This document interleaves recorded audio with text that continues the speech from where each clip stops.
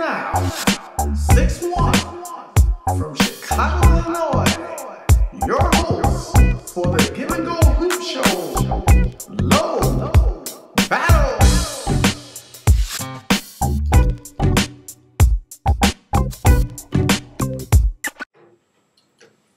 Hey, what's up?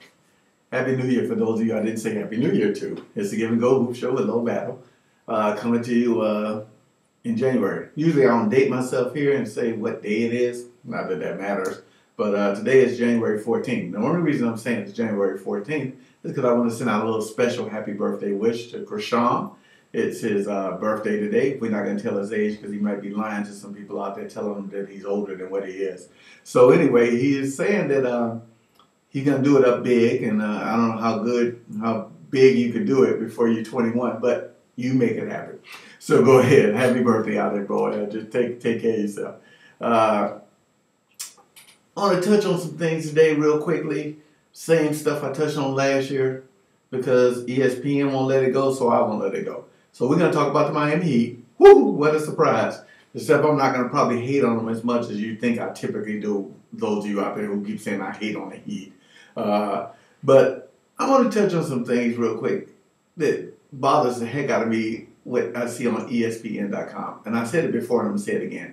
The Heat Index that they got at the top of their little scroll bar when you go into the NBA section. Miami is now 30-11. And what that simply means is that they won't be breaking the Chicago Bulls record of 72-10 this year. So we can go ahead and let that go. And Jeff Van Gundy, you can go ahead and just pick another topic to talk about because you started off the year talking about how they're going to go undefeated. Maybe you was joking. I hope you were.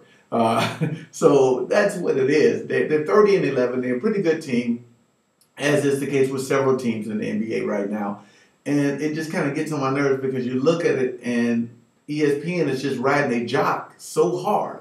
You know, I don't know, maybe somebody working at who works at website is like in love with the Miami Heat or something, and that's why they got that Heat Index thing up there. But it's about high time we let that crap go.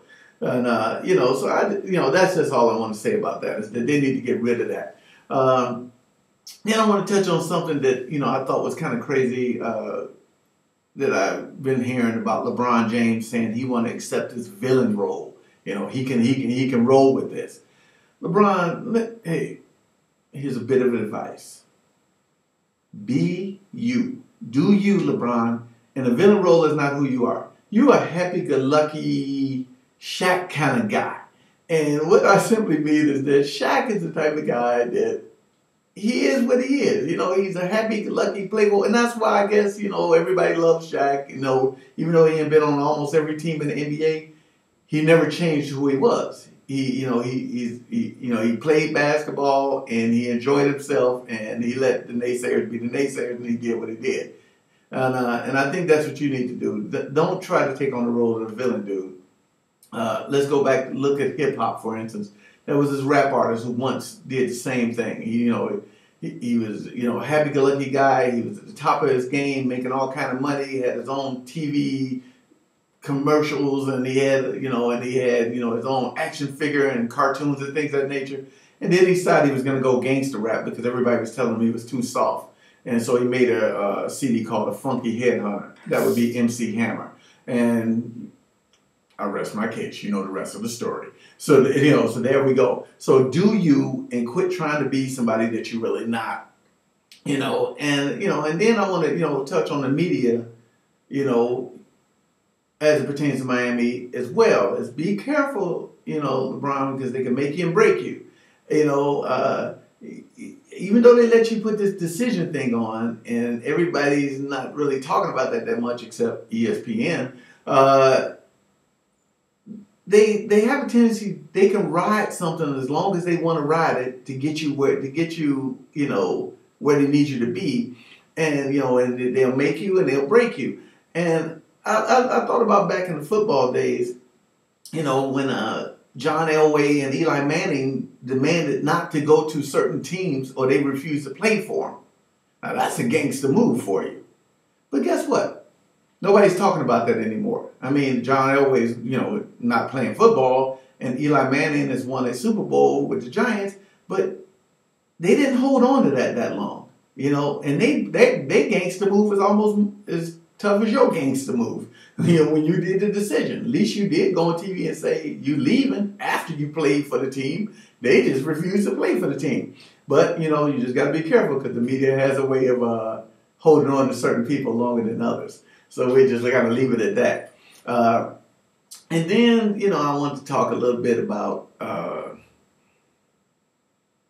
the Cleveland Cavaliers and the Miami Heat. Well, as you know, Miami lost the other night really badly to Denver. Okay. And I looked at it, I said, I don't know how long LeBron's going to be out, but Miami looked like a better version of the Cavs without LeBron. Okay. So, you know, let's not be so quick to anoint them.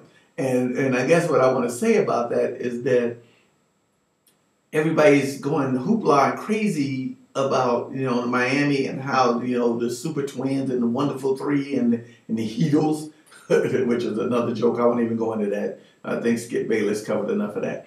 But you got to think about it for a fact. If I remember correctly, the Cleveland Cavaliers had the best record in the NBA last year. And they had a very good record the year before. And that still didn't get them a championship. So let's not be so crazy about the record that the Miami Heat have at this particular point. Because last time I checked, LeBron also had a team that he gave the best record in the regular season too. So, but they didn't have Dwayne Wade. Oh yeah, that's why they got blew out last night. Another story. And the last thing I want to touch on is this, you know, from a spiritual standpoint.